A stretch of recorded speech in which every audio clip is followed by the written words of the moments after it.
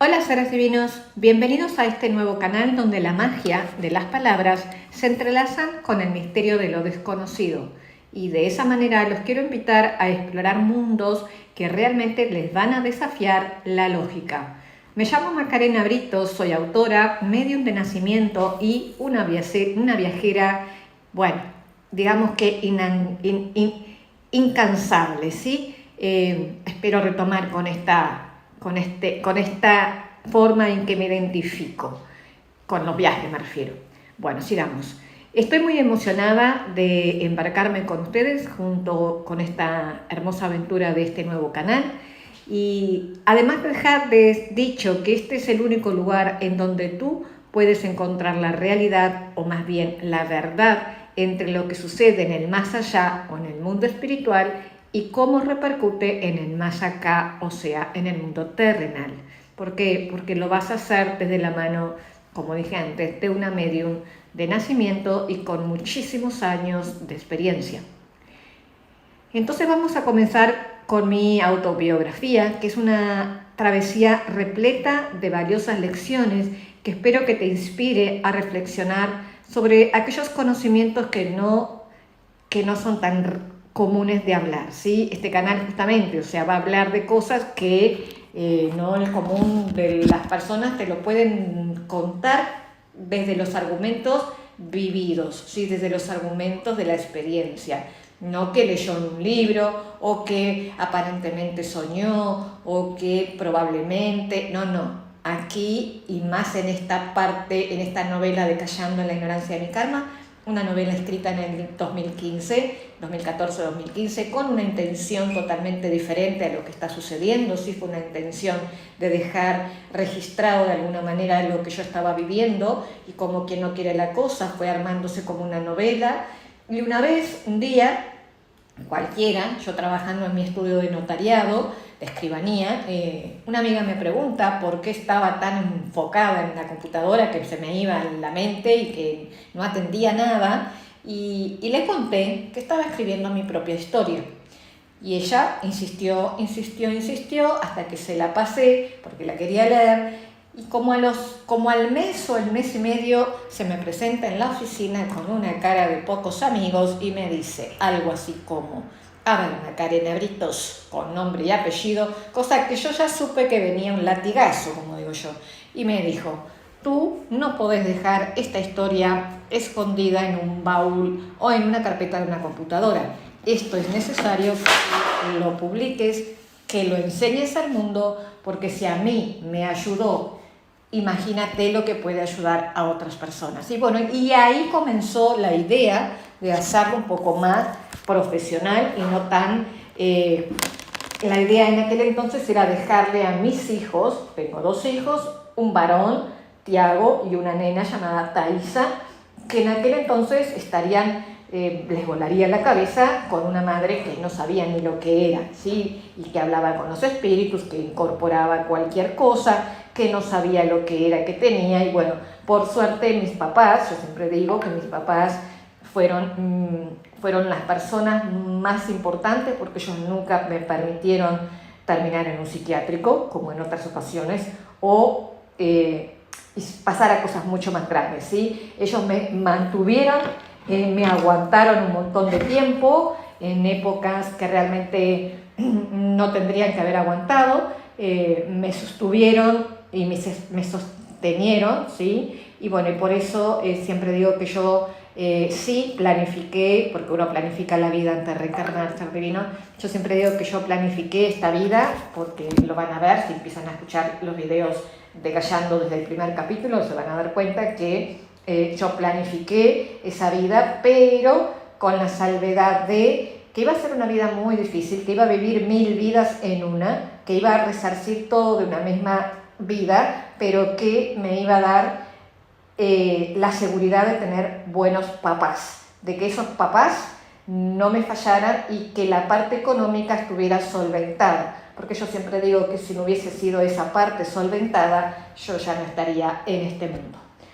Como ven, me voy por todos lados. Es como que cuando yo me siento a grabar Ser Divino, sinceramente yo tengo delante de mí en este momento un prólogo sencillito, copiado, como hacen la mayoría de las personas, delante mío para leérselo a ustedes cada vez que empiezo un video.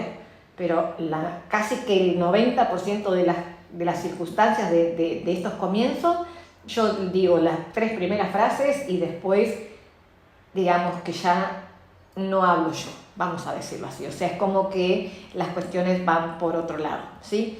Muy bien, vamos a comenzar hoy con el capítulo 9, que tiene el título de El curandero. Es un capítulo que te va a traer muchísima información desde el lado espiritual y desde el lado de cómo puede terminar una persona cuando le normalizan las cuestiones. Acá aparece mucho la cuestión de mis papás en este capítulo y la de mi familia, ¿sí? El curandero es el capítulo.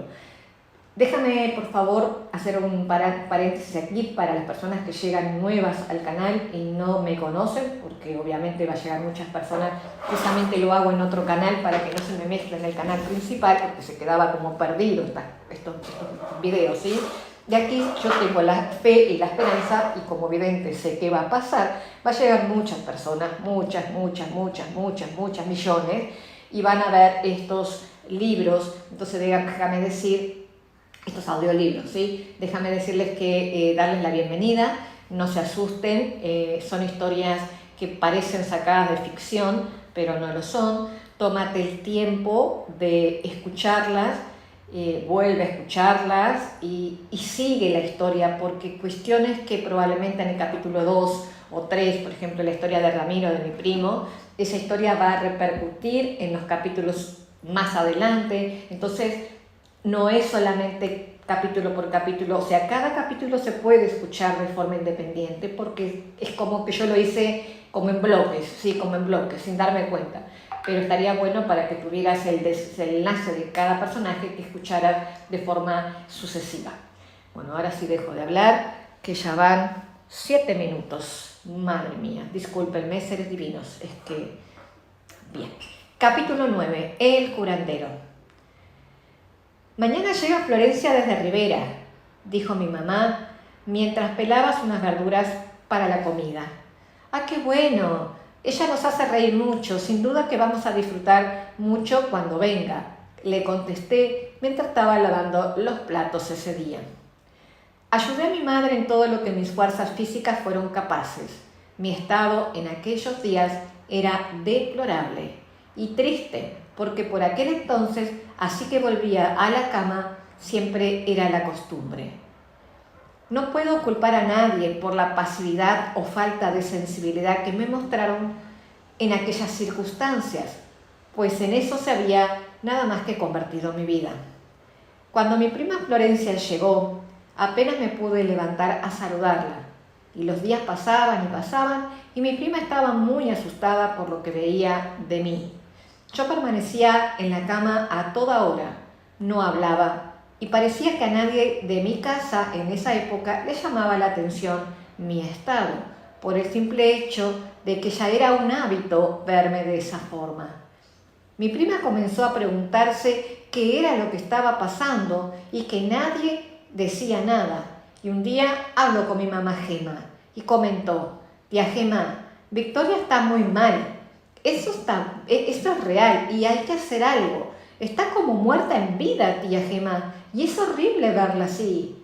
La preocupación era evidente por su tono de voz y en su rostro. Mi mamá le contesta: sí, ya lo sé, Florencia, lo sé muy bien. La hemos llevado a médicos y nada ayuda. La llevamos a psicólogos, pero dice que es ella la que no se esfuerza y le dan medicamentos para la depresión. Ella nos pidió que la internáramos en algún lugar. Se siente que molesta, pero no la vamos a internar. Eso creo que sería un poco vergonzoso, muy bochornoso para la familia. Ay, tía, no sé, debemos sacarla de ese estado. Ni mira a las personas cuando hablan. Parece que está en otro lado, en otra dimensión. ¿Qué sé yo? Esa mujer está mal, insistió mi prima Florencia. Luego de una larga pausa, volvió a replicar con mi mamá Gema: yo realmente había pensado que era una vaga, inestable, pero ahora me estoy dando cuenta que tiene algo raro en ella. Ese es el comentario que hay en la ciudad de Rivera y en la familia, tía Gema, pero ahora creo que estamos todos equivocados, afirmó mi prima con un sentimiento de culpa que parecía que la agobiaba. Durante su visita, Florencia salió con mi mamá a pagar unas facturas de luz y de teléfono. Como mujer muy típica de la ciudad de Rivera, frontera con el Brasil, se vestía con sus atuendos muy coloridos, producto de esa influencia brasileña.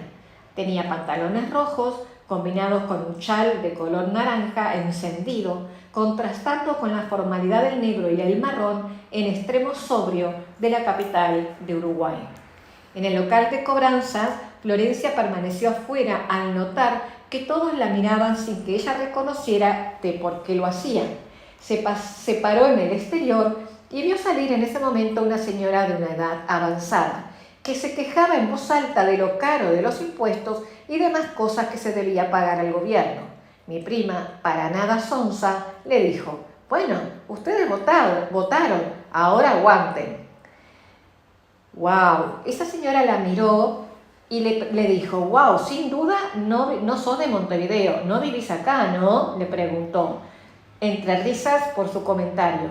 «Pues no, ¿cómo se dio cuenta?», preguntó mi prima, asombrada. «Por nada. ¿Cómo te llamas?». «Yo me llamo Luna, un gusto», replicó la anciana con tono pícaro en la mirada al notar la alegría no solo externa de mi prima, sino la interna, con su risa alegre y su conversación tan amena. Y comenzaron, como quien no quiere la cosa, a una larga charla, en la cual Florencia le comentó que estaba visitando a su familia y le preocupaba mucho su prima, que se encontraba en la cama hacía mucho tiempo, y para colmo de males, los médicos no tenían respuesta a pesar de que la veían muy mal. Esta señora llamada Luna le contesta: «¿Pero qué cosa? Creo que te puedo ayudar con eso. Si me permites, te cuento lo que me ha sucedido», contestó la señora al tiempo que acomodaba su factura de luz, asombrada por el poco cambio que había recibido al pagarlas. Florencia le contesta: «Claro, la verdad es que es justo lo que ando buscando, una ayuda para mi prima Victoria. Dígame por favor lo que sea, estoy realmente muy asustada de cómo la veo. Parece un ente sin vida y lo peor es que nadie hace nada». «Tengo un nombre de un señor», le contesta la anciana, «que es algo así como un curandero. Yo hubo una época que estuve muy mal porque me jubilaron de donde trabajé por casi 40 años. Era pianista, era concertista. Y ese señor, en pocas veces que fui, me dejó completamente sana». «Por completo», le aseguró la anciana. «¿Y qué es lo que hace ese curandero?», preguntó mi prima con la curiosidad muy palpable. «Mirá, es un curandero, quiropráctico, a mí me hizo bien, no tiene nada de raro. Te doy el teléfono que vivo en aquella casa», apuntó con su dedo al apartamento en la esquina siguiente y asintió con una bella sonrisa. «Bueno, está bien», contesta Florencia. «Cuando salga mi tía le cuento y vamos a buscar el número de teléfono. Yo tengo que hacer algo por mi prima. No me puedo quedar parada mirando semejante situación».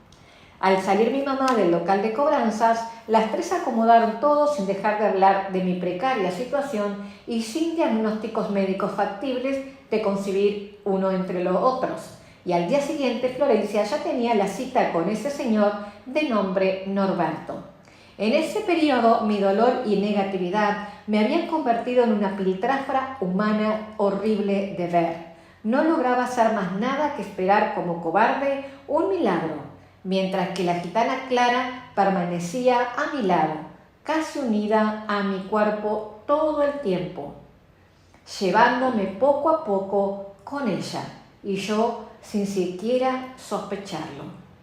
Llegó el día de ir a la cita con el curandero, y a pesar de tener toda la voluntad para lograr una respuesta a la que tanto ignoraba, mis miedos hablaron mucho más alto cuando mencionaron que teníamos que ir en ómnibus porque era muy lejos para ir en taxi y mi papá estaba ocupado. Yo no soportaba a la gente a mi lado.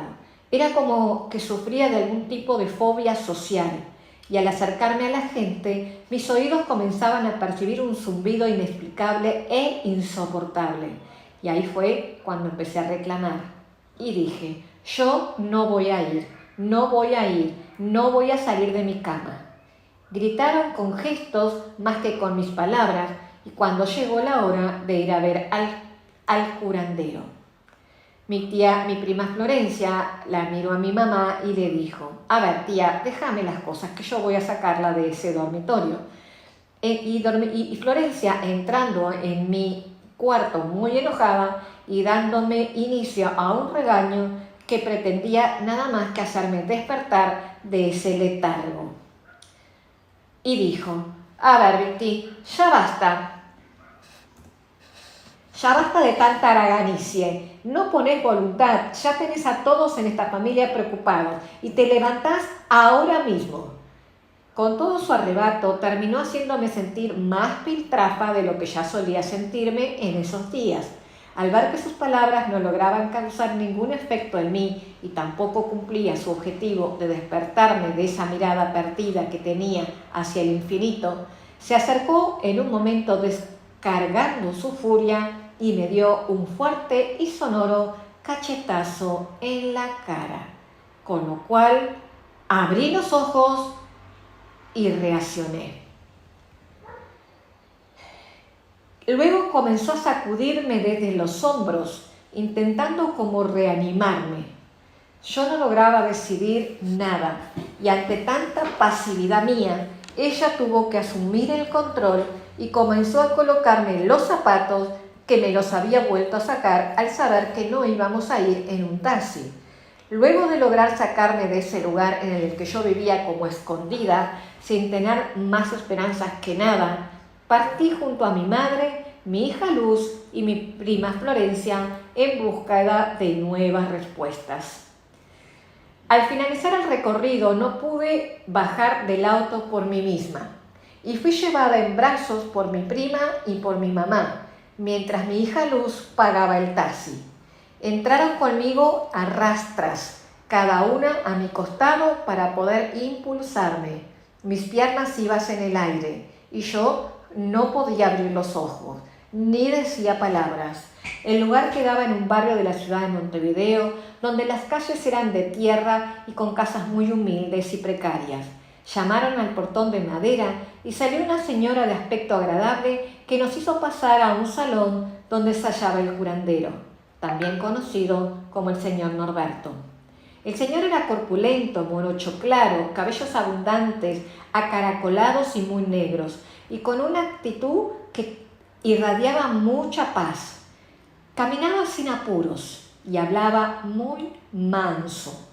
En la sala donde trabajaba no había nada de estatuas de santos o rituales extraños, pero cuando me miró, le pidió que me dejaran en un sillón sentada y le preguntó a mi mamá lo siguiente: ¿qué tiene su hija, señora? Mi madre se acomodó en el sillón para comenzar un resumen de toda mi existencia desde la edad de 13 años. Y comenzó diciendo: mire, si yo lo supiera no estaría acá. No sabemos a dónde más llevarla y no queremos internarla en un psiquiátrico. Está así desde que hace muchos años y todo comenzó a la edad de 13 años, cuando se desmayaba de la nada o cuando le daba algunos ataques de epilepsia. Hubo tiempos que solo le sucedía pocas veces al año, pero actualmente le sucede a diario y es como que se está muriendo. Muy bien, le dijo el señor, sin tomarle una sola vez una actitud de preocupación frente a lo que estaba viendo. Luego me pidió que me levantara, pero no pude complacerlo en su solicitud, por lo que tomó mis manos y me ayudó a ponerme en pie. Entonces comenzó a mirarme muy profundo, más allá de la vista, como si escarbara mis propias pupilas, como si se metiera en mi mente y ahondara en mi conciencia perdida. Enseguida fui cayendo al suelo de forma lenta, como si me quedara dormida sobre una alfombra muy colorida que cubría el piso y contrastaba con la blancura de mi piel por tantos años que tenía sin salir al sol. El señor se sentó cómodo en su sillón y me dejó en ese estado. Le dijo a mi mamá: tóquele las manos, señora. ¿Cómo está ella? Mi mamá le responde: se encuentra fría, helada. Sus manos están muy frías y estamos en pleno verano, fue la respuesta que le dio mi mamá después de sentirme con unos ojos muy asustados. Señora, su hija está como muerta porque se encuentra en un cementerio, enterrada en cuerpo entero. Eso se llama trabajo de muerte, de energías, de muchas cosas. Pero vamos a decir que es un trabajo de personas que todavía no tienen conciencia de las repercusiones que puede llevar eso, explicó el señor Norberto, manteniendo siempre una mansedumbre al hablar impecable. Nadie dijo nada sobre lo que nos estaba diciendo ese señor, pero mi mamá recordó las palabras de mi pastor Ángel hacía 10 años atrás, que nos advirtió que estaba siendo atacada por energías negativas para darme muerte con trabajos de magia negra. Quizá el pastor tuvo la razón y esta era una lección que nosotros debíamos aprender todos, y eso sin duda era lo que estaba sucediendo. La vida nos estaba enseñando muchas cosas. Luz y Florencia estaban observando desde el otro lado de la sala, donde había un sillón largo y claro. Se podían ver sus caras de susto ante lo desconocido y ante la declaración de ficción, cosas de novelería de ese señor Norberto. Mi madre era otra cosa. Podía entender su actitud pasiva y austera. No logró decir ni una palabra al respecto. La incredulidad y el desconocimiento de otros mundos no entendibles para nosotros nos dejó ante la perplejidad o la indiferencia, y asumo que eso fue lo que no le permitió emitir ninguna palabra o reaccionar. Mi mamá miraba a mi prima sintiéndose perdida, extraviada o sumida en un paralelismo entre la verdad y la alucinación. No lograba entender lo de la magia negra y trabajo de muerte. Eso no era algo posible de suceder según nuestras creencias y educación. No era su intención debatir sobre las razones luego de verme en ese estado lamentable, por lo que solo asintió con la cabeza muchas veces, al igual que lo hacía mi prima Florencia. Mi hija Luz era muy pequeña y solo observó sin decir nada. El señor Norberto continuó mirándome y se agachó en el suelo con un aire de una compasión y de gran sorpresa. Parecía impaciente de momento y sufría por la maldad del mundo.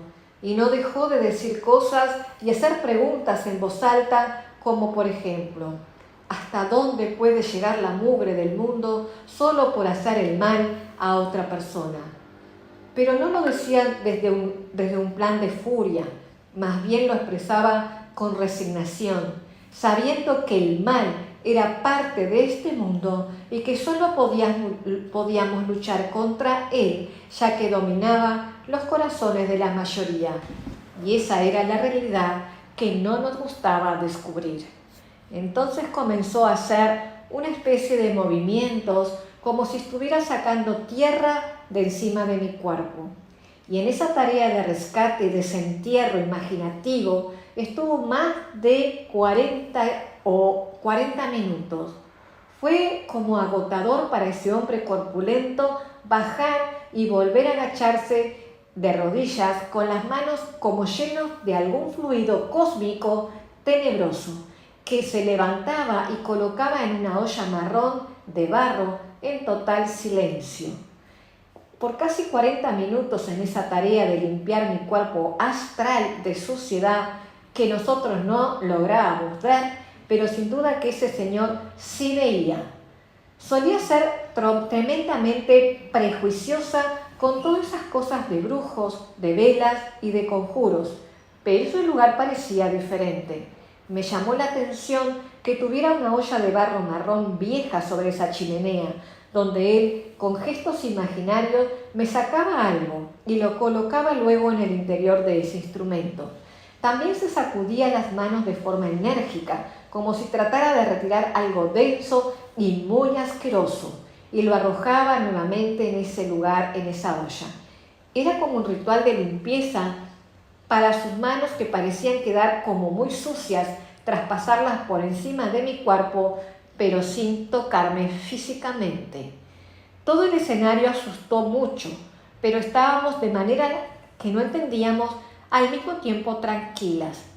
No estábamos sugestionadas, o por lo menos yo no lo estaba. Habíamos llegado como que muy cansada y con una actitud de aceptar esa ayuda que el señor Norberto pudiera brindarnos. Ya no era yo aquella mujer religiosa fanática y adinerada. El dolor me había aniquilado todos los prejuicios.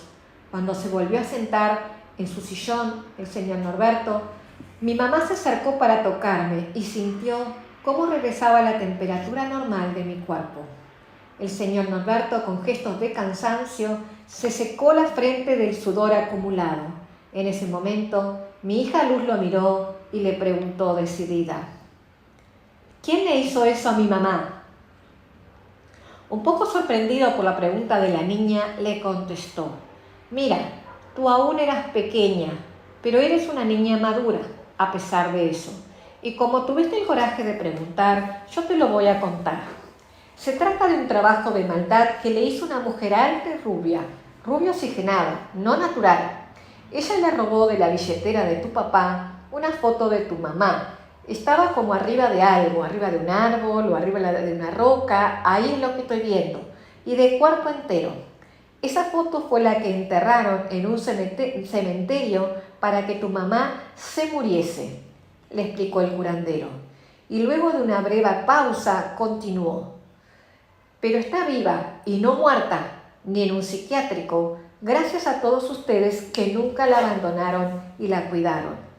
Ella está subsistiendo al ataque, pues sin duda debe tener un ángel muy fuerte y guerrero a su lado, dándole auxilio permanente. Si no, no entiendo cómo aún está viva.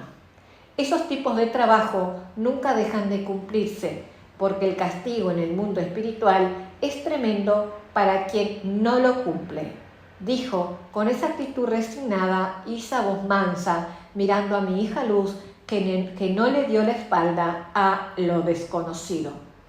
Luego de haber concluido su relato, se quedó mirando largo tiempo al otro lado de la pared. Yo en ese día no entendí lo que estaba mirando, pero con el tiempo supe que lo que veía era la figura diáfana y espiritual de Clara la gitana, en una actitud furiosa y a punto de dar batalla, sin ninguna intención de doblegarse ante nada. Ella se sentía descubierta, pero no vencida. Claro que este conocimiento no vino a mí, sino tiempo después, pues el señor Norberto no nos habló de lo que él sí podía ver. En ese entonces no estaba capacitada para conocer aún la presencia de ese espíritu a mi lado. Las experiencias que hasta ese momento habíamos vivido mi hija y yo a la misma edad de 13 años dejaron de parecer simple coincidencias. Tuvimos un cambio total a esa misma edad, observando las otras caras del mundo, lo cual marcó nuestros caminos y la conciencia de la vida. Para mi mamá, esas experiencias fueron distintas. La angustia acumulada que ella cargaba era consecuencia de la ignorancia, al creerse dueña de las posibilidades para pagar o comprar la salud de su familia con los doctores. Por ello, al ver ese episodio milagroso, comenzó a relatarle al curandero todos mis antecedentes. Le contó que yo apenas me levantaba de la cama y que muchas veces ni eso hacía en el día. Quizá llevaba como 6 meses en este estado y allá hacía 5 años que yo no salía de mi casa. Y le dijo: señor Norberto, ella solo sale para lo más necesario y mientras camina por la calle lo hace mirando al piso y se tapa los oídos, explicó con detalle mi mamá, intentando de alguna forma encontrar alguna justificación ante lo que estaba sucediendo. Y continuaba hablando ante la explicación del curandero de que la causa de mis dolores era una brujería de muerte hecha por la amante de mi exmarido para sacarme del camino. Mire, señor Norberto, le realizaron todos los estudios médicos posibles, pero no tiene diagnóstico físico alguno. La tienen medicada para la depresión y jamás mostró mejoría a pesar de que los médicos ampliaban las dosis. El señor solo la miró y no hizo comentario alguno al respecto. Solo le preguntó mi nombre y llamándome me pidió que me levantara. Yo comencé a abrir los ojos y con su ayuda me levanté y me senté en el sillón en forma adecuada, diferente a la manera en que lo había hecho antes, como una viejita de 100 años cacunda, y cabeza baja y ojos cerrados. Me acomodé con la espalda recta y mis ojos muy abiertos y luminosos. Y me preguntó: «Dime, Victoria, ¿cómo te encuentras?». Y le respondí: «Ahora me siento mucho mejor, muchas gracias». Le contesté, y hasta me asusté cuando dije esas palabras, pues en realidad hacía mucho tiempo que no hablaba de esa forma, o lo peor, no me escuchaba. Tenía mucho dolor de cabeza, le dije, como si tuviese mi cabeza hueca, pero ahora me siento como livianita. Escuchando mis palabras, procedió a darme masajes en la columna y tal cual lo hace un quiropráctico, me estalló las piernas, los brazos y todos los huesos que podía. Para ese momento, la sensación que experimenté fue muy extraña. Sentía como que acababa de salir de algún lugar oscuro, donde no tenía conciencia del tiempo. Ese tiempo que tantas veces me jugaba malas pasadas, ahora no lograba definirlo, y creo que recién me despertaba de una larga siesta, o eso fue lo que creí. Lo cierto es que no pude recordar con exactitud esos momentos oscuros o del tiempo que había pasado en esa actitud de tanta pasividad. Florencia, con sus coloridas vestimentas, en ese momento miró a mi mamá Gema y le dijo: «Tía, todo esto es igual a lo que le sucedió a Ramiro cuando falleció la tía Marta y se lo quería llevar al otro mundo, el mundo de los muertos». Habló casi para sí misma, necesitaba como buscar respuestas a lo que estaba viendo. Los demás solo escuchaban en silencio. Pero lo que no entiendo, continuó diciendo, es por qué nadie se dio cuenta antes. ¿Quién es que la quiere muerta?, se preguntó sin parar una y otra vez. Ya no importa nada, por lo menos no la internamos en un psiquiátrico como ella quería.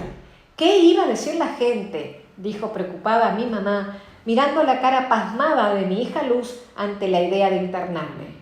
Florencia, sin poder controlar su impulso rebelde, le dijo al Señor: «Yo no creo en nada de eso que usted hace. Yo soy evangélica cristiana y no puedo creer eso de que tiene trabajos de magia o como usted dice. Y además que usted la puede curar. A ver, no sea ridículo. El que cura es Jesucristo, a través de los pastores o de un cura. Usted no está habilitado para curar», le dijo, con la arrogancia propia de personas con un esquema programado en la mente de los porqués de la vida. Se resistió y con un atrevimiento volvió a enfrentar al señor Norberto. Igual, viéndome sentada con los ojos abiertos, que en nada parecía la mujer casi muerta que había llegado en brazos de ella y de mi mamá. Recibiendo esa confrontación, el señor Norberto se limitó a guardar silencio. Jamás se jactó de nada y culminó su tratamiento ajustando mis huesos fuera de lugar uno por uno. Cuando terminó con la terapia de mi cuerpo físico, se recostó en el sillón, prendiendo un cigarrillo y mirando con mucho aplomo a mi hija, a mi prima, y comenzó a decirle ciertas cosas de su pasado y otras de su futuro, sucesos de su vida que nadie sabía y mucho menos nosotras. Le dijo cómo había sido infeliz en su matrimonio con su esposo Mario, al cual describió con detalles y precisión. Le contó de sus mudanzas por todo el Uruguay y de los reiterados episodios de infidelidad que tuvo de su exmarido, mientras estuvieron juntos. Florencia, sorprendida y resignada, afirmó todo lo dicho por ese adivinador, pero él le dijo que no le interesaba que ella le creyera lo que él decía, porque iba a verlo con sus propios ojos. Y dijo: «Verá usted con sus propios ojos que regresarán en ómnibus. Yo sé que han pagado un taxi muy caro para llegar a mi casa, que es muy lejos». Y de igual manera confiaron. Florencia lo miraba en silencio, ya sin las ganas de seguir cuestionando su sabiduría. La disputa pacífica había terminado. Era evidente que tenía algo que nosotras no teníamos, una capacidad o un conocimiento sobre las cosas del más allá que nosotros ignorábamos por completo. Antes de partir, mi mamá le preguntó cuánto le debía la consulta y él le dijo que solo cobraba por la parte del trabajo de quiropraxia, lo demás no. Ella podía dejar lo que quisiera y así estaba bien. Al salir de allí, yo hablaba de manera natural. Me levanté sola y me fui caminando con mi prima, mi mamá y mi hija, que me miraban asombradas sin querer que yo misma me diera cuenta. Sin embargo, yo lo noté todo, pero no necesitaba explicaciones de nada, porque en realidad yo solo quería vivir. Caminamos como una cuadra y vimos venir el ómnibus 163 que iba direccionado a Pocitos. Y Florencia empezó a gritar que lo íbamos a perder porque no íbamos a poder llegar a la parada porque faltaba más de media cuadra. Entonces comenzaron a correr y yo también corrí. Hacía como 5 años que no salía de mi casa y ese día lo hice corriendo por la calle. Con toda la agitación sentí que había conseguido una victoria increíble al momento de alcanzar ese ómnibus. Subí en el ómnibus y me senté junto a Luz, mi hija, muy emocionada, y le digo: ¡ay, pero qué lindas las casas! ¡Qué lindo ver el mar! ¿Pero cuánto hace que no veo gente?, expresé riendo mucho e irradiando felicidad por todos los poros. Repasando el ayer, admito que fueron cosas muy duras de vivir y que todavía me asustan en el momento en que las escribo.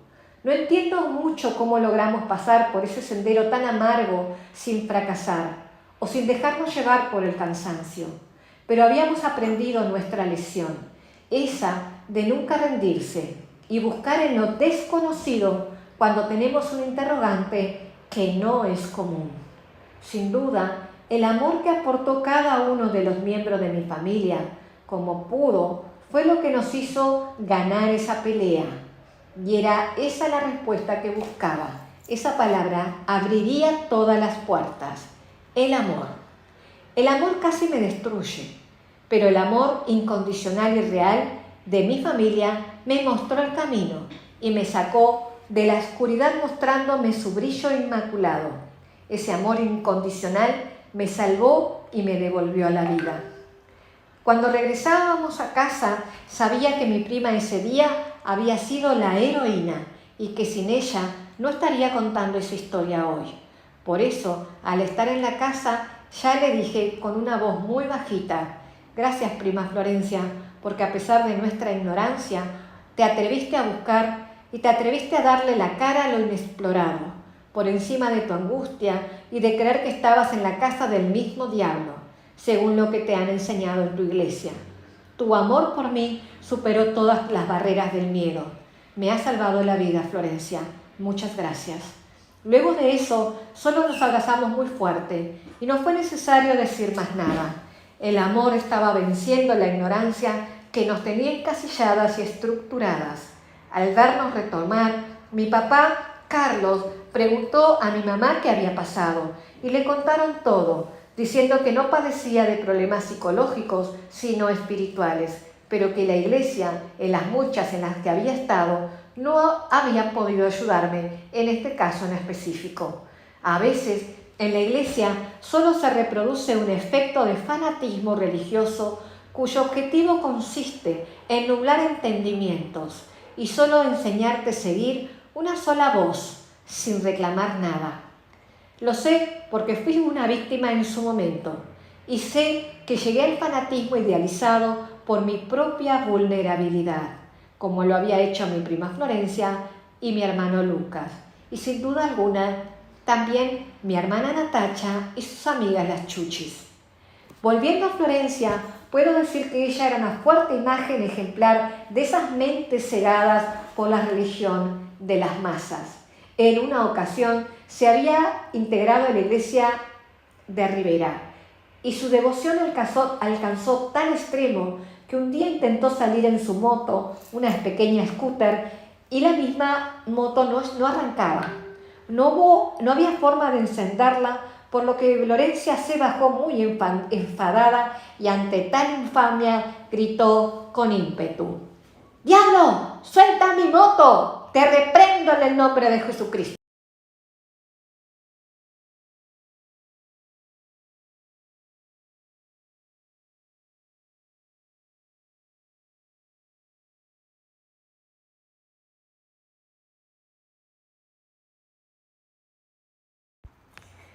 te reprendo, suelta mi moto, diablo desgraciado. Y mi prima Florencia gritaba. Yo la empecé a mirar entre risas, apreciando su poca astucia, y ante tan segura contundencia le pregunté: a ver, Florencia, por favor, dime, ¿estás segura que tienen hasta la moto? Y Florencia me miró como diciendo: y obvio. Pero saltó de la moto, se bajó y luego de pegarle unas cuantas patadas de indignación, revisó el tanque de la nafta y este estaba por completo vacío, sin una sola gota. La miré y no pude más que soltar una larga carcajada. Con esa anécdota se puede resumir la fuerte influencia que tienen ciertas religiones sobre las personas. Con los años, mi prima Florencia, mi hermano Lucas, mi hermana y yo decidimos buscar respuestas en donde el fanatismo y el culto al miedo nunca más existieran.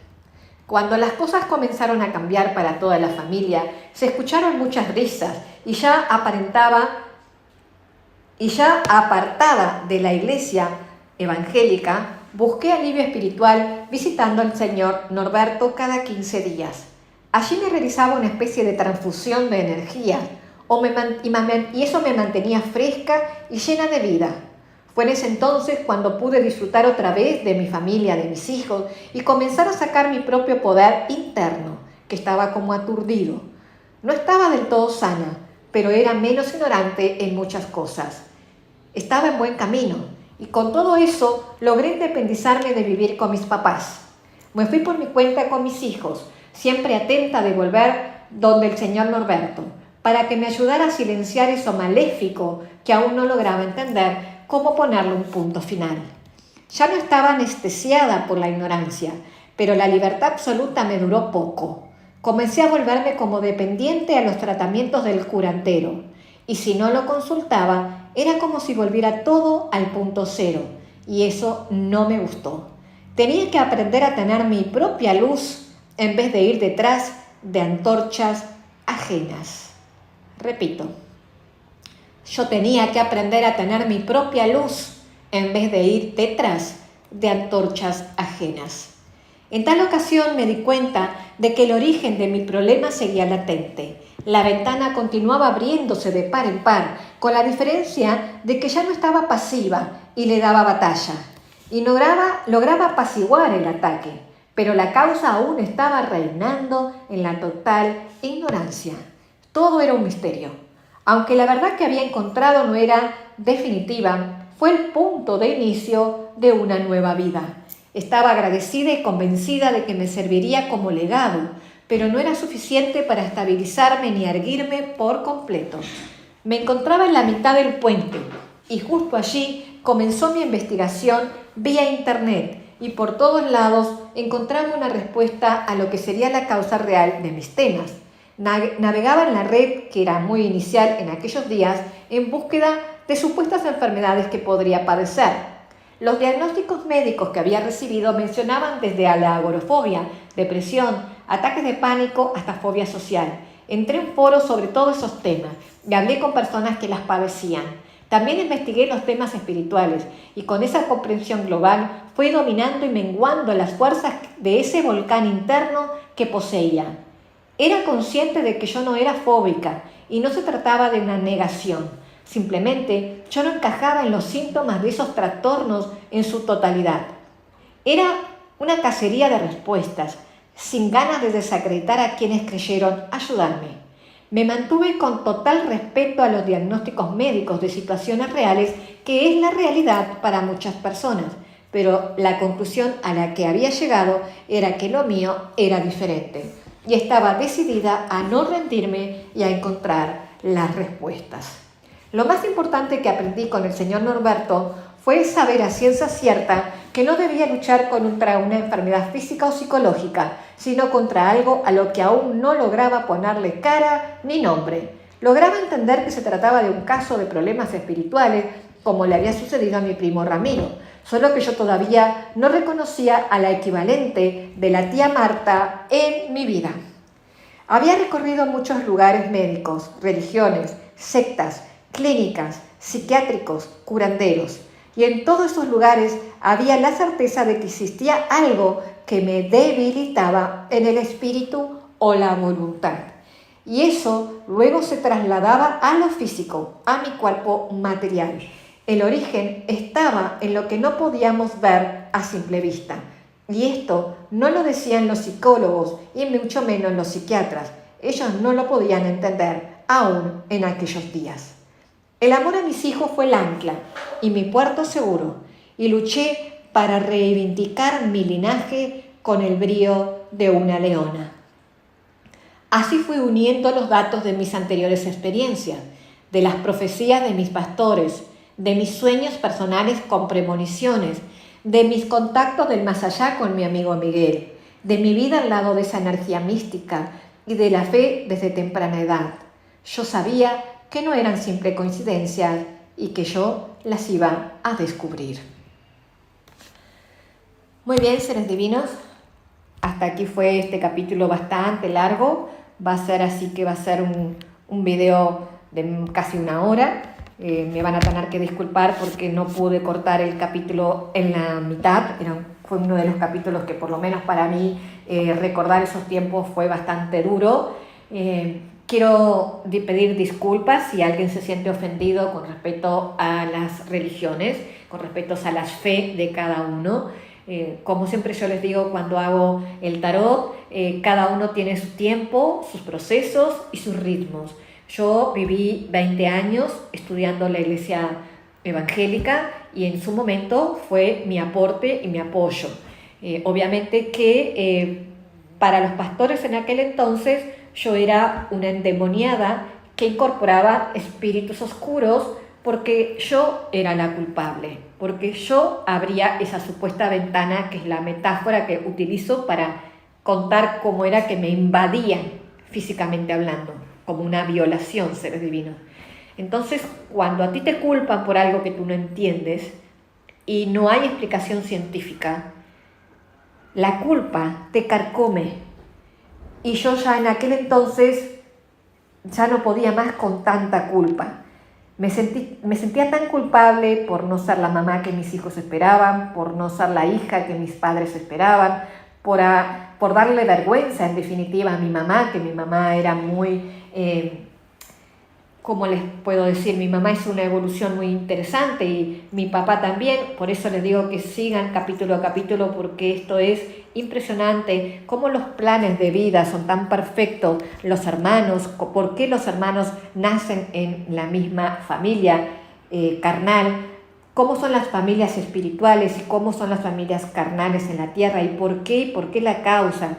En capítulos posteriores, cuando recuerden mi vida pasada, cuando Miguel me empiece a revelar, cuando yo ya esté capacitada en entender, porque eso es muy importante, nadie va a ser revelado nada si tú no estás capacitado para poder sobrellevar esa línea tan delgada entre el pasado, el presente y el futuro. Porque si no, simplemente ahí sí no lo vas a poder aguantar, ¿sí? Porque imagínate que si tú ya te es difícil con aguantar tu propia realidad de esta vida, imagínate si entiendes o te ves en otras realidades de otros pasados en la que tú probablemente no hayas sido ninguna carmelita descalza, ni ninguna persona que supuestamente imaginamos que somos buenitas, hechas haciendo lo correcto, y etcétera. Porque generalmente las personas que estamos reencarnadas en tierra física, terrenal, en esta dimensión tercera, estamos resarciendo, estamos aprendiendo. Y es el momento de entender que sea lo que sea que les está pasando, tiene una causa siempre. El día que yo supe la causa fue el día que me acepté y que cambié mi vida. Los espero en los próximos capítulos. Ahora sí, namaste.